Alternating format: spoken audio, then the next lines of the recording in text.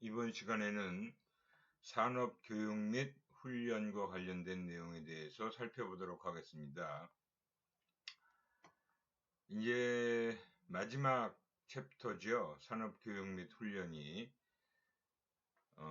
아마 요 수업하고 다음 수업하면 거의 이번 학기를 마무리 지어야 할 것 같은데, 기말고사는 6월 둘째 주, 셋째 주인가요?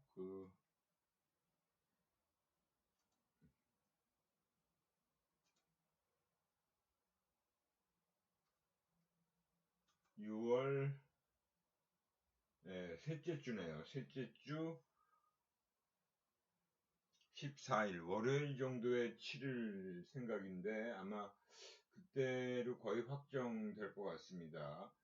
그리고 둘째 주에는 시험 공부들 하시고요. 6월 첫째 주에 종강을 하고, 그렇게 진행을 하도록 하겠습니다. 이 산업교육 및 훈련은 모든 기업들이 교육훈련에 많은 신경을 쓰고 있어요. 그리고 이제 예전에 제가 직장을 다닐 때와는 지금 상황도 많이 변했고 환경도 많이 변했기 때문에 좀 차원이 다른 교육훈련이 이루어진다라고 할 수 있습니다. 일단 개요부터 살펴보면 변화하는 환경 속에서 기업이 성장과 구성원들의 발전, 성장과 구성원들의 발전을 위해 교육과 훈련의 필요성이 증가되고 있다라고 할 수 있죠. 일단 경쟁 우위를 확보하는 차원에서, 그리고 내부 구성원들의 조화롭고 발전적인 관계를 유지하기 위해서, 그리고 마지막으로 예측 불가능한 상황에서 기업과 구성원의 생존을 위해 변화하는 환경에 능동적이고 효율적으로 대처해야 하는 상황이다 라는 것이 바로 이 교육훈련의 필요성이 증가하고 있는 그런 이유라고 볼 수 있죠. 왜? 기업도 계속 변화하는 그 환경 속에서 존재하는 조직체라고 볼 수 있고, 개인도 또한 스스로 학습하고 성장해 나가기 위해서는 교육과 훈련이 필요하다라고 볼 수 있죠. 교육과 훈련 활동과 관련된 변화의 요소들에는 어떤 것들이 있는지 한번 살펴보겠습니다. 일단 변화의 요소들. 교육훈련 활동과 관련된 변화의 요소들. 일단 기술의 변화라는 게 제가 직장 다니던 그 2000년대 초반까지만 해도 그렇게 기술 변화가 빠르게 일어나지 않았지만, 지금 최근 들어서 2010년 이후는 엄청나게 빠른 그 기술의 변화가 있죠. 자고 나면 새로운 기술이 등장하고, 엄청나게 빠른 속도로 기술 발전이 이루어지고 있어요. 그러다 보니까 이 직무 구조의 변화와 작업자의 직무 수행 자격 요건의 변화도 요구되어진다라고 할 수 있죠. 그래서 현직에 있는 사람들 뿐만이 아니라 직업을 구하는 구직자들도 이런 교육훈련은 필수적인 부분이다라고 볼 수 있어요. 물론 그 현직자들이 받는 교육훈련과 구직을 하기 위한 그런 교육훈련은 좀 다른 차원에서 이루어지겠지만, 그 다음에 이제 노동시장의 구조적인 변화도 빠르게 일어나고 있죠. 기업에서 필요로 하는 인력을 외부에서 못 구하면 내부에서 교육시키고 훈련을 시켜서 양성을 해야 하는 그런 상황도 또 역시 무시할 수 없는 이유라고 볼 수 있죠. 그 다음에 이제 종업원들, 개개인들의 욕구 변화도 굉장히 많이 일어나고 있다. 배운 기술이나 기능을 가능한 한 오랫동안 업무에 적용하기를 원하지만 사실은 그 적용 기간이 점점 짧아지고 있어요. 그러니까 내가 이미 뭐 학교에서 배웠던 지식이나 여러 가지 내용들, 업무 관련 지식도 마찬가지고요. 그리고 기업에 들어와서도 초창기 때 신입사원 때 배웠던 그런 업무 관련 기술이나 지식도 점점 더 빠르게 환경 변화가 일어나면서 계속 새로운 지식과 새로운 기술 그런 것들을 학습하지 않으면 안 되는 거죠. 자신의 성장 욕구를 위해서도 끊임없이 개발하기를 원하고 있다. 또 내가 그냥 어떤 한 직무만 맡아서 처리하면 되는 게 아니라 여러 가지 다양한 직무들을 내가 또 경험해보고 또 회사에서 그런 것들을 요구한다면 내가 다 그걸 해낼 수 있어야 되니까. 내가 그걸 못한다 그러면 그 기회는 다른 사람에게 넘어갈 테니까 회사에서 시켜주는 교육훈련뿐만이 아니라 내가 별도로 내 개인적인 그 비용을 들여서라도 진짜 학원을 다니기도 하고 또 때로는 또 대학원 같은 데를 추가로 다니기도 하는 그런 상황이 많이 벌어지고 있다라고 볼 수 있어요. 교육훈련의 중요성이 부각되는 이유는 또 뭔가?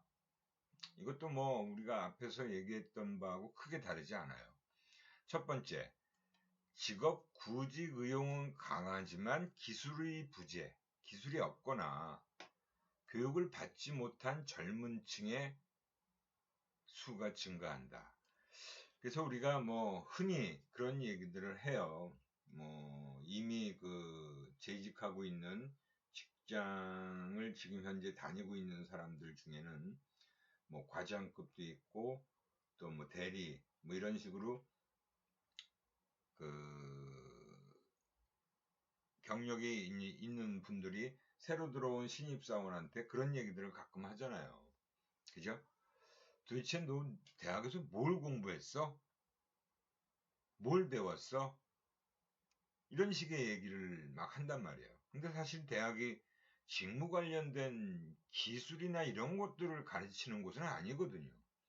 적어도 학문적인 성격의 어떤 공부를 하게 되는 게 대학 공부지 이런 직무 관련 기술을 배우는 곳은 아니에요. 그렇지만 기업에서는 적어도 기본적으로 회사에 들어오려고 한다면 본인이 스스로라도 그런 것들을 습득하고 있어야 된다라고 생각하는 거죠. 두 번째, 기술의 체계가 정교화됨에 따라서 훈련 또는 재교육 필요성이 계속 증가해요. 이것도 뭐 당연한 얘기겠죠. 어차피 기술이라는 건 계속 발전되고 그리고 정교화되기 때문에 뭐 개개인들이 훈련이나 재교육을 자꾸 받을 필요성이 증가하는 거예요. 세 번째, 많은 조직이 무한 경쟁 속에서 교육 및 훈련에 대한 요구가 증가하고 있다. 뭐 이것도 당연한 얘기죠, 사실은. 그죠? 그래서 사실은 우리가 직장을 구할 때도 이 교육 훈련을 제대로 잘 받을 수 있는 회사에 들어가고 싶어 하는 그런 구직자들이 굉장히 많이 있습니다. 단순히 월급 많이 주는 회사보다 오히려 내가 좀 더 일을 하면서도 배울 수 있는 기회가 더 많이 부여되는 그런 기업을 원하는 거죠. 실제로 많은 기업들이 산업교육 및 훈련에 많은 비용을 지출하고 있다는 거예요. 그래서 HP의 경우는 연간 수입의 5%를 교육비로 지출한다. 국내 기업의 경영자들도 교육 훈련의 중요성과 필요성을 인식한 뿐만 아니라 상당한 비용을 이 교육비에 할당하고 있는 그런 실정이다라고 볼 수 있습니다. 그래서 사실은 중소기업은 이런 교육에 막대한 비용을 투자하기가 힘들어요. 그렇지만 이제 대기업은 뭐 실제로 제가 다니던 기업들 같은 경우 SK도 본인이 정말 이런 것들을 공부할 필요가 있다라고 회사에다가 이야기를 해서 내가 이런 일을 맡고 있는데 이런 일을 제대로 잘 수행해내기 위해선 사실은 뭐 대학원에 갈 필요도 있고 아니면 무슨 교육기관에 가서 3개월 연수를 받을 필요도 있다라는 것을 회사에 설득을 시키는 거예요. 회사를 설득시키는 거죠. 팀장을 설득시키고 그 위에 임원들을 설득시켜서 그러면 네가 가서 회사에서 비용을 댈 테니까 교육을 받아라 하는 경우도 있고 또는 뭐 미국에 있는 MBA 코스를 또 밟고 오는 경우들도 있어요. 회사 돈으로. 그런 기회가 대기업 같은 경우는 이제 충분히 그런 기회가 자꾸 부여되는데 중소기업은 그게 어렵겠죠. 산업교육 및 훈련의 필요성을 이렇게 이제 도식화된 걸로 요약을 해 놓은 겁니다. 선발 후에 신입사원을 뽑은 후에 부족한 능력이나 기술의 보충이 필요하겠죠. 그리고 기술이나 환경의 변화에 따른 재적응도 필요해요. 이러한 것을 위해서 직무 요건과 인적 속성 간의 적합도를 향상시켜야 된다는 거죠. 결국은 조직의 생산성 향상이라는 것과 다 연결될 수 있는 것들이다. 그러니까 궁극적으로는 조직의 생산성을 향상시키기 위한 그런 교육 및 훈련이 필요하다라고 말할 수 있는 겁니다. 그래서 이제 산업교육훈련의 그 개요를 살펴봤고요. 그 다음에 이제 산업교육 및 훈련의 정의, 어떤 개념적인 정의를 보면 인력 개발을 위한 중요한 수단이죠. 이제 엄격한 의미로 보면 교육과 훈련의 정의가 좀 차이가 난다. 똑같지 않다라고 할 수 있어요. 교육은 에듀케이션이라고 얘기를 하고요. 이해력과 지적 활동을 활성화시킴으로써 지식 및 기능을 습득하는 과정이 바로 교육이에요. 지식 및 기능을 습득하는 과정. 반면에 훈련이라고 하는 트레이닝은 반복적인 연습을 통해서 지식과 기능을 습득하는 과정입니다. 그러니까 조금 엄격하게 이제 얘기하면 교육과 훈련은 좀 차이가 있죠. 그죠? 대체적으로 이제 지식 및 기능의 습득 과정이 교육인지 훈련인지 정확하게 구분되지 않고 있기 때문에 교육과 훈련을 구분치 않고 사용하기로 한다. 그래서 우리가 이 배우는 내용 중에는 이런 교육과 훈련을 엄격하게 구분하지 않고 이제 사용한다라는 걸 전제하고 이제 내용을 살펴보자는 얘기죠. 그래서 이제 산업교육 및 훈련의 이제 정의를 일단 한번 먼저 살펴봅시다. 정의.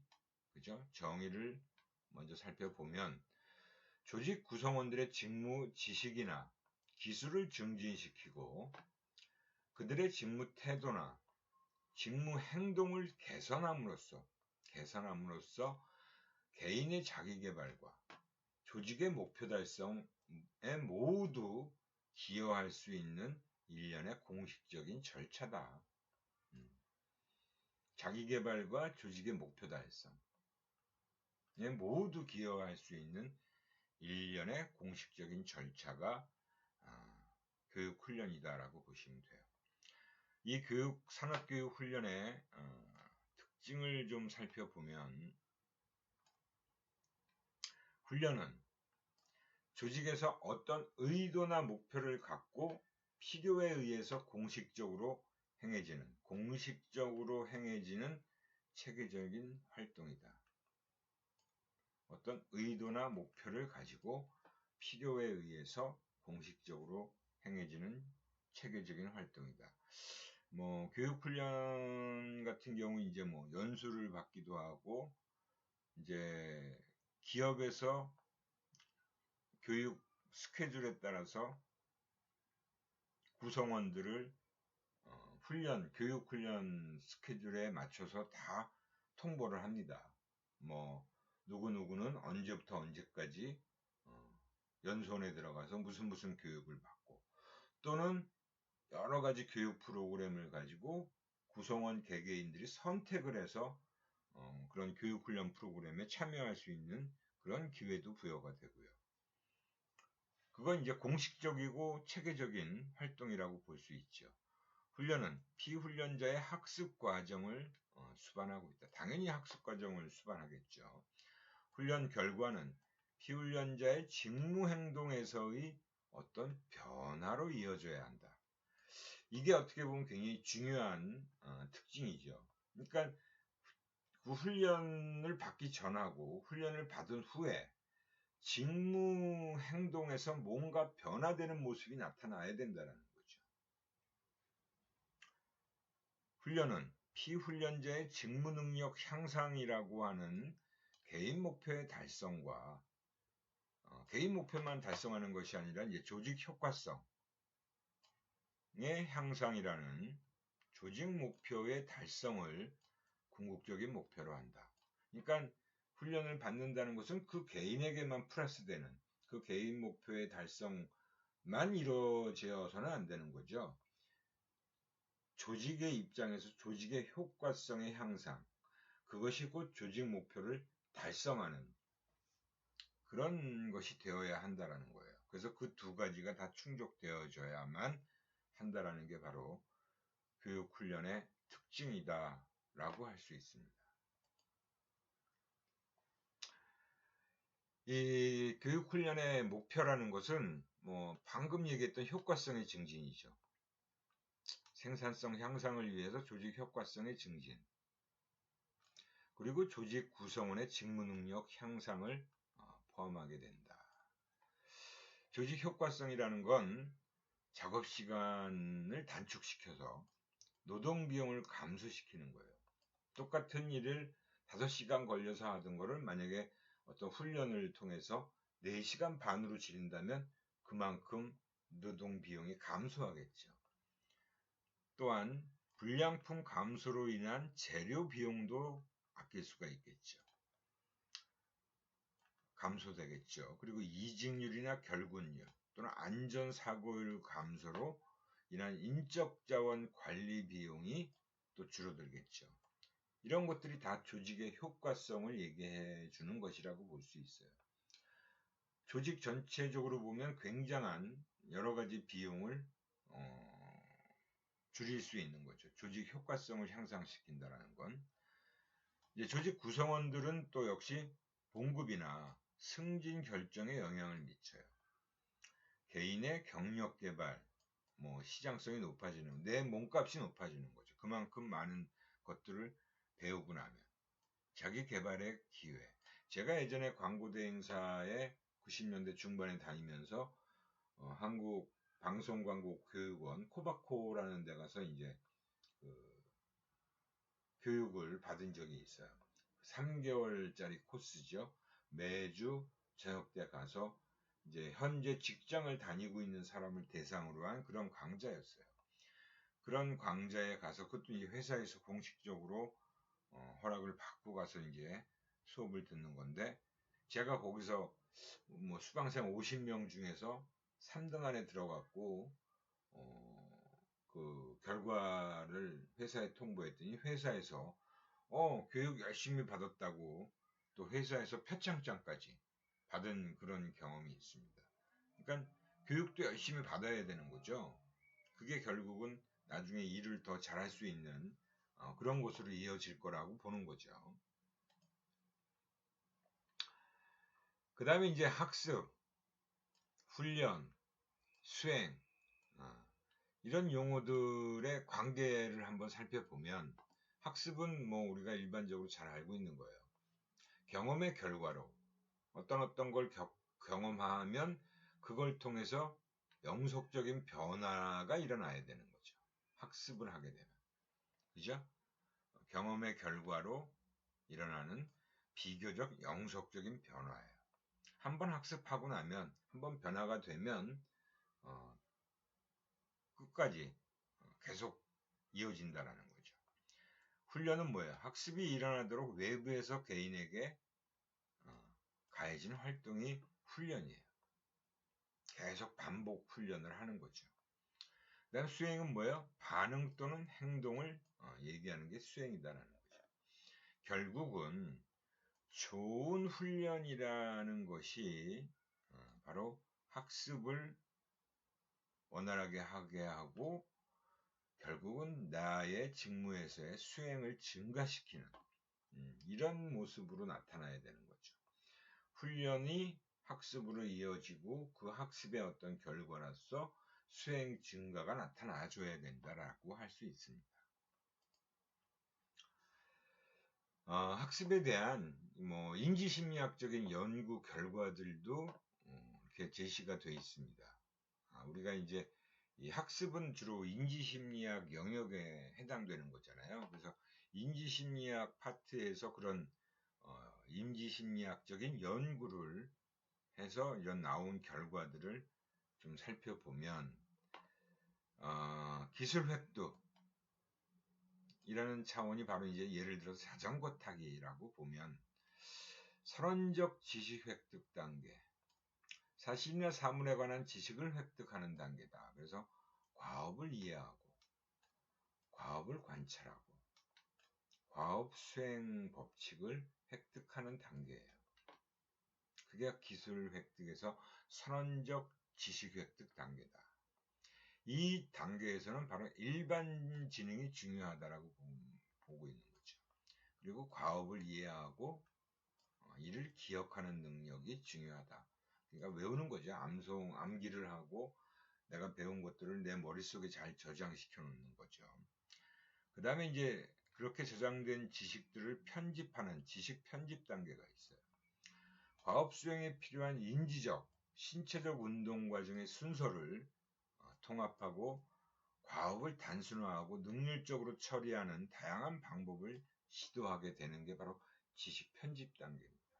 즉 내가 이렇게 머릿속에 저장시켜 놓은, 기억해 놓은 여러 가지 지식들이 있을 거예요. 그게 인지적이고 신체적 운동 과정의 어떤 그 프로세스, 순서를 통합해서 과업을 단순화시키고 또 능률적으로 처리하는 여러 가지 방법을 자꾸 시도해 보는 것들이 지식 편집 단계에서 일어나게 된다는 거죠. 지각 속도 능력이 바로 중요한 요소가 되고 정보를 보다 빨리 그리고 효율적으로 처리하는 능력이다 라고 볼 수 있어요. 그 다음에 이제 절차적 지식 획득 단계입니다. 그런 걸 자꾸 해봄으로써 다양한 인지적 활동들을 실제로 어떻게 수행하는지에 관한 지식이에요.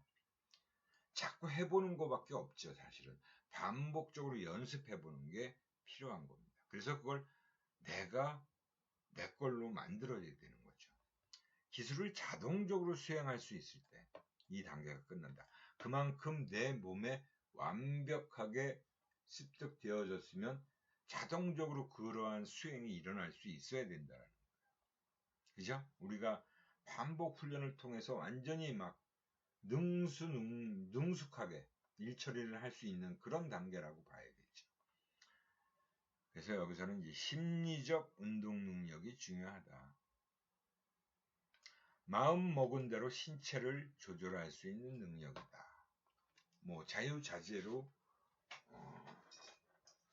여러 가지 경험을 바탕으로 해서 새로운 그런 프로세스를 활용할 수 있는 단계가 되는 거겠죠. 이게 바로 이제 기술 획득에서 일어나는 여러 가지 결과물들이라고 보시면 됩니다.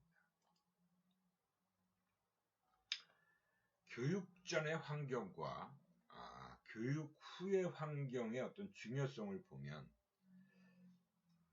이쪽에 좀 차이가 나야겠죠. 당연히 이 교육 전 환경이라고 하는 것은 이제 기본적으로 무슨 교육에 대한 조직의 태도예요.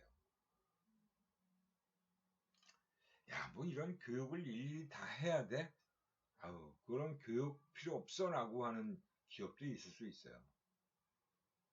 아무래도 좀 중소기업 같은 경우가 그런 교육에 대한 조직의 태도가 좀 약하겠죠. 그래서 교육에 대한 지원이나 평가 그런 부분이 어느 정도 차이가 날 거예요. 교육에 대한 또 상사의 태도라는 것도 있을 수 있죠. 상사의 태도. 야, 일도 바빠 죽겠는데 무슨 교육을 받으러 가? 인사팀에 이번에 못 간다 그래. 상사의 경우는 그런 식으로 사실은 생각을 할 수도 있어요. 하지만 최근에는 이제 그러면 안 되는 거죠. 무조건 이 교육에 대해서도 상사가 배려할 수 있어야 돼요. 그래서 교육 과정을 소개하고 교육 목표를 설정하고 준비할 시간을 할애해주고 종업원을 격려하고 평가에 대한 기대도 어느 정도 향상되는 그런 것들이 상사의 태도로서 나타날 수 있고요. 교육성의 이제 관여와 선택, 교육 내용에 대한 관여가 있겠죠. 뭘 교육받는 거지? 이거는 내가 별로 받을 필요가 없는데 굳이 내가 가서 받아야 되나 이런 생각이 들 수 있지만 뭐 굉장히 관여도가 높은 교육이라면 적극적으로 참여하려고 하겠죠. 그리고 교육을 선택하는 거. 내가 이러이러한 교육은 꼭 받아야 되고 이건 뭐 받아도 되고 안 받아도 되고 뭐 이런 식의 교육 프로그램에 대해서 자기가 선택할 수 있는 그런 기회도 주어진다는 거죠. 그래서 이런 교육전 환경이 있고 교육을 이제 받게 되면 교육 후에는 상사의 지원 같은 경우가 이제 강화와 목표 설정으로 이어지겠죠. 뭔가 그 부어지간의 어떤 업무 관련해서 당연히 강화가 어떤 보상의 개념이 거기에 또 들어갈 거고요. 야, 교육 잘 받고 와서 업무 향상시키면 이런 보상이 따를 거야. 목표 조금 더 높여지겠죠. 직무 특성, 교육 내용을 활용할 수 있는 기회를 제공해 줄 필요도 있는 거예요. 교육받고 왔는데 그 교육받고 온 내용을 활용할 수 있는 직무를 하게 하지 않으면 사실은 교육을 그럼 뭐하러 보냈냐는 거죠. 괜히 교육 보낸 거 아니에요. 그러니까 그런 기회도 제공해 줘야 되고 조직의 체계적 지원이라는 건 결국은 이제 보상과 평가에서 뭔가 플러스되는 그런 측면에서 보상과 평가가 이루어져야 된다는 겁니다.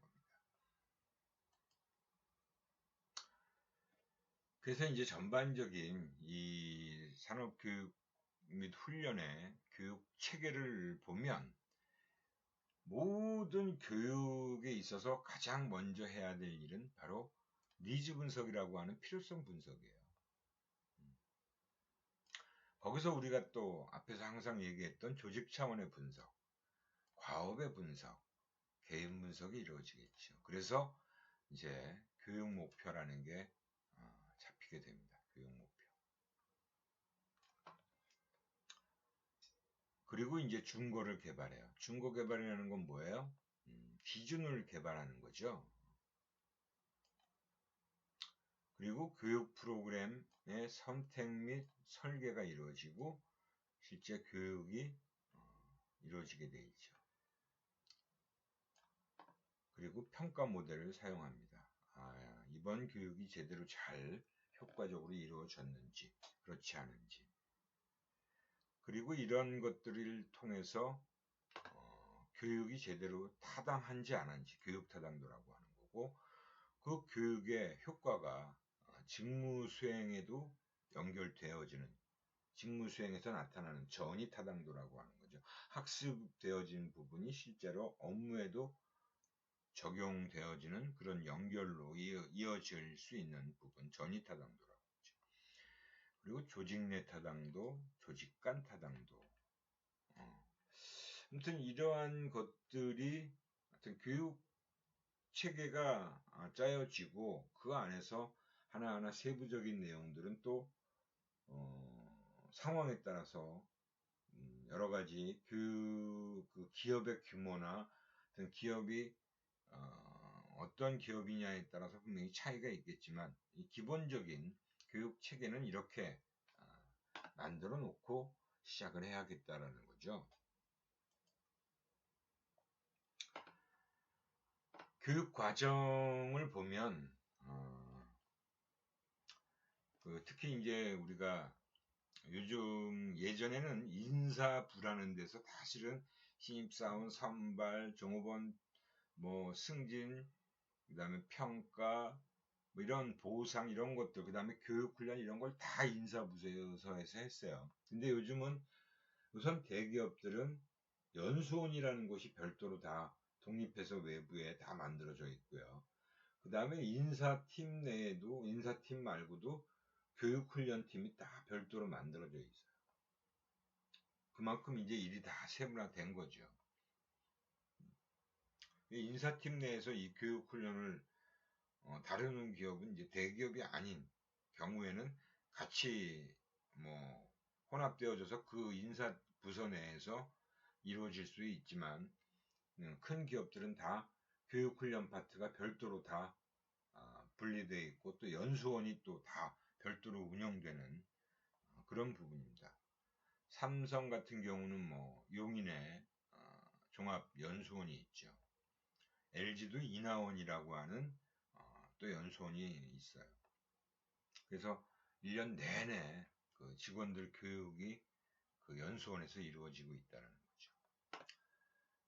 이 교육 과정을 보면 기본적으로 이제 훈련에 대한 요구 분석, 니즈 분석이에요. 항상 모든 일을 할 때 이런 요구 분석은 선행적으로 먼저 이루어져야겠죠. 어떤 교육, 어떤 훈련이 필요한지를 분석하는 거예요.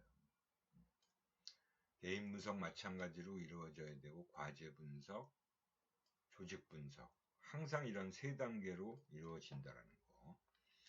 구체적인 이제 훈련 목표의 수립입니다. 모든 걸 할 땐 또 목표 수립이라는 게 반드시 따라가줘야겠죠. 구체적인 훈련 목표를 수립한다. 목표 상태를 구체적인 행동을 포함한 용어로 표현한다.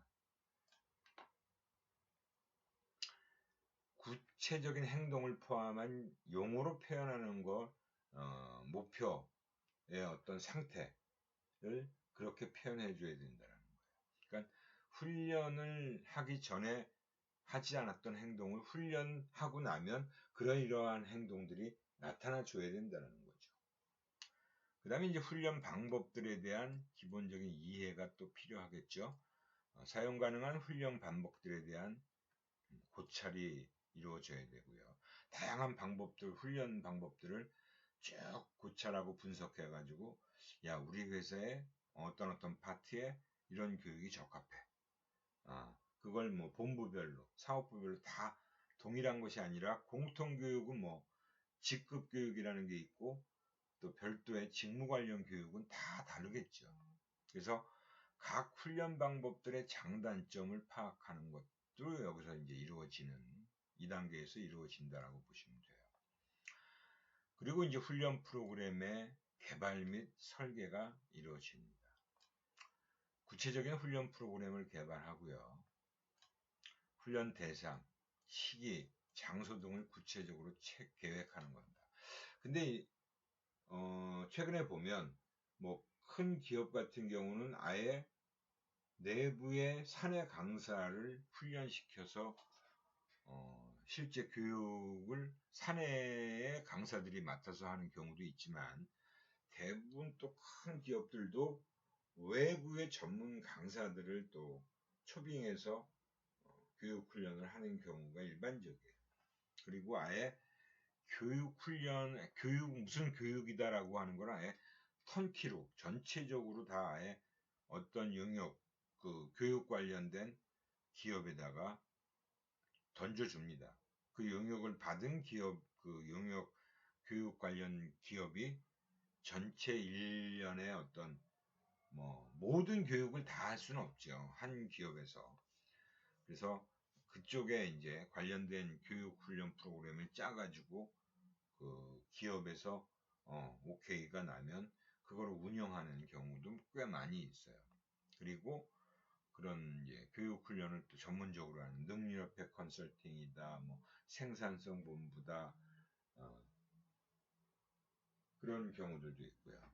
그래서 다양한 그 교육훈련, 또 그 다음에 이제 조그마한 중소교육훈련 기업들도 굉장히 많이 생겨나 있습니다. 그리고 교육훈련 강사들을 또 많이 모아서 이렇게 강사, 아예 펠람을 만들어 놓고 기업교육 전문 강사들이 엄청나게 많이 활동들을 하고 있어요.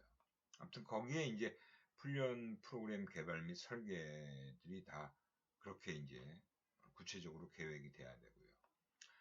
그 다음에 훈련 평가 계획을 수립합니다. 훈련 후에 평가를 위한 계획을 수립하죠. 훈련을 받고 그냥 치우는 게 아니라 어떤 교육 훈련은 굉장히 만족도도 높고 효용성, 유용성 뭐 이런 거에서 좋은데 어떤 교육 훈련 프로그램은 별로 평가가 안 좋게 나온다면 그거는 다음에는 문제가 많기 때문에 수정을 해서 한다거나 아니면 아예 없어지는 그런 과정도 있겠죠. 그리고 이제 훈련 프로그램을 이제 실제로 실시하는 그 단계가 들어가죠. 수립된 훈련 계획에 따라서 훈련을 실시합니다. 그리고 훈련에 대한 평가, 훈련 결과를 평가하고 다음 훈련 목표 설정에 평가 결과를 반영하는 겁니다. 제가 실제로 SK에 있을 때 그때 2001년도인가요? 그때 아마 최태원 그룹 회장이 SK는 마케팅 컴퍼니로 거듭나야 된다라는 걸 굉장히 강조했어요. 그 마케팅 제가 근무했던 부서가 마케팅 지원본부라고 하는 별도의 한 100여 명이 소속되어 있는 별도의 그런 특별 본부였거든요. 마케팅과 관련된 모든 제반 업무들을 다 하는 뭐 컨설팅 기업과 같은 그런 형태였어요. 근데 그때 그런 마케팅의 중요성을 회장이 연초에 딱 얘기하면서 1년 동안 모든 SK 그룹 내에 있는 모든 사원들은 특히 제가 있던 SK 컴퍼니 주식회사의 경우 모든 직원들도 빠짐없이 마케팅 교육을 받아라. 그래갖고 마케팅 교육 프로그램이 일주일짜리 프로그램이 만들어졌어요. 월요일 아침부터 매일 6시까지 하루 종일 서울대학교에 있는 무슨 SK 경영관인가 하는 거기 가서 일주일 동안 출퇴근하면서 이제 교육을 받으라는 프로그램이 만들어진 거죠. 엄청나게 많은 과정과 거기에 이제 뭐 강사진으로 대학 교수, 전문가 뭐 이런 사람들이 다 거기에 쭉 들어가 있더라고요. 저는 그때 이제 마케팅 지원본부에 있었기 때문에 그 교육을 받으러 가진 않았어요. 마케팅 지원본부에 있는 전문가들이라고 인정을 받았기 때문에. 하지만 모든 부서의 구성원들이 그 교육을 받으러 가야 되는 회장 지시사항으로 굉장히 중요한 교육이었던 거죠. 그래서 이제 우리가 쭉 살펴봤던 그 내용들에 대한 하나하나의 파트별 내용을 좀 살펴보도록 하겠습니다. 우선 교육 훈련에 대한 요구 분석이라는 게 이루어져야 된다. 요구 분석. 요구 분석 역시 조직 분석을 먼저 하고 그리고 과제 분석을 하게 되겠죠. 그리고 개개인별 개인 분석을 하게 됩니다. 조직 분석이라는 건 이제 기업 조직 차원에서 하는 거죠. 훈련의 필요성, 훈련이 필요한가? 훈련해야 되나? 그런 거죠. 그리고 이제 그 훈련에 대한 어떤 조직의 풍토, 그 기업 문화가 어떻게 형성되어 있는지, 그리고 이제 훈련의 효과성에 대한 부분, 조직의 자원 및 환경 분석, 정말 이 조직은 훈련을 할 수 있는 충분한 자원을 갖추고 있다. 아니면 뭐 부족한 상태의 자원을 가지고 있지만 그래도 필요한 곳의 교육은 또 해야 된다. 그리고 환경 분석이라는 건 조직 내외부 환경을 다 분석하는 거겠죠. 그래서 조직 분석, 조직 차원에서의 분석을 하는 게 1차적인 요구 분석의 첫 번째 단계라고 할 수 있고요. 과제 분석은 여기서 이제 훈련 과제를 활동하는 것을 선택하는 거예요. 우선 직무 기술서를 작성하죠. 거기서 필요한 요건들을 쭉 얘기하잖아요. 그리고 과제 항목표를 또 작성해요. 무슨 이 직무는 뭐 어떤 과제들로 구성된다. 그 하위 과제들을 쭉 작성하고 거기에 필요한 KSA, Knowledge, Skill, Ability라는 그 항목들을 쭉 확인하는 거죠.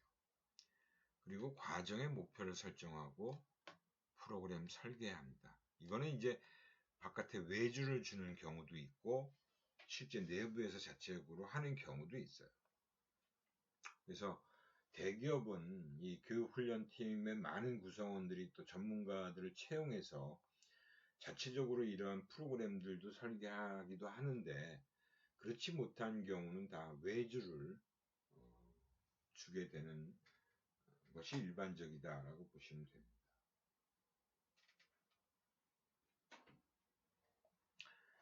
그리고 이제 마지막 단계에 가면 개인 분석, 개인 차원의 분석이 이루어지죠. 직무 수행 수준을 확인하는 그 부분이 필요하고 기준 이하로 판명이면 피훈련자로 선택한다. 그러니까 뭔가 직무 수행 수준이 기준보다 약해, 떨어져 있어, 낮아. 그러면 교육받아야 되는 피훈련자로 선택되어지는 거예요. 이 사람은 당장 교육훈련을 받아야 된다는 거죠. 근데 직무 수행 수준이 기준 이상에 있는 사람은 그 직무 관련 교육을 받을 필요가 없다는 얘기죠.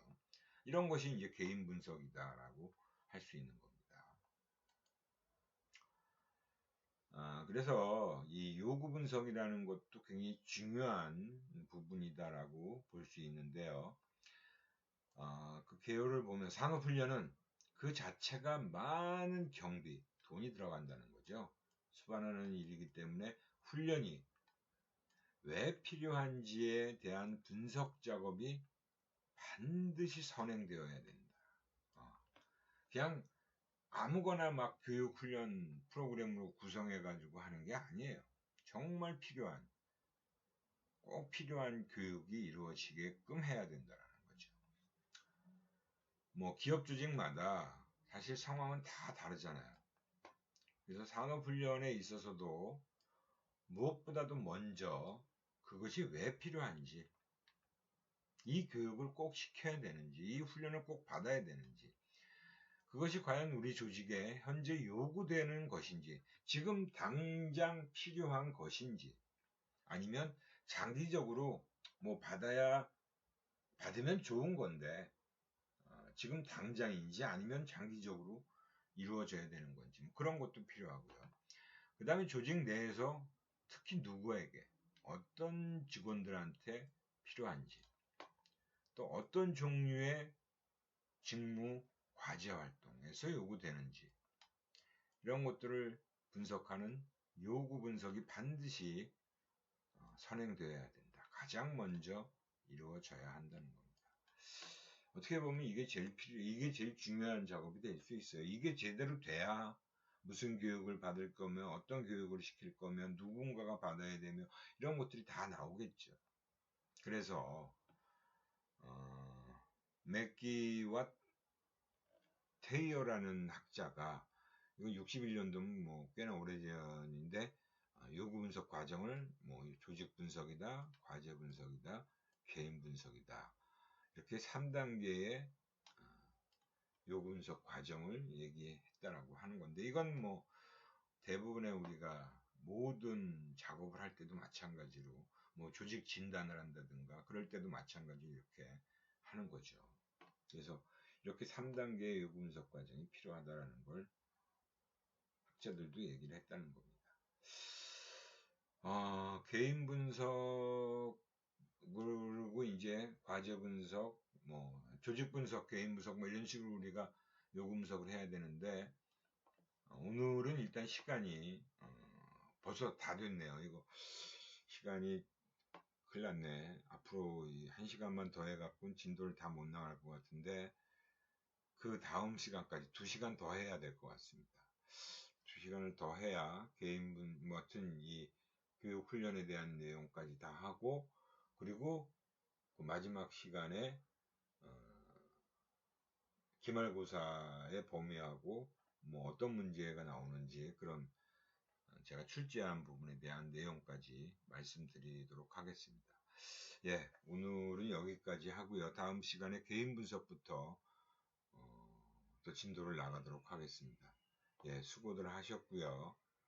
질문 있으면 질문 코너에 반드시 올려주시기 바랍니다. 이번 학기에는 이렇게 질문들이 별로 그렇게 없어요. 별로 어려운 내용이 없나 봐요. 이해가 안 가는 내용도 없고. 아무튼 뭐 거의 기말이 됐는데 질문들이 없으셔서 말씀드려봤습니다. 예, 다음 시간에 또 뵙도록 하겠습니다.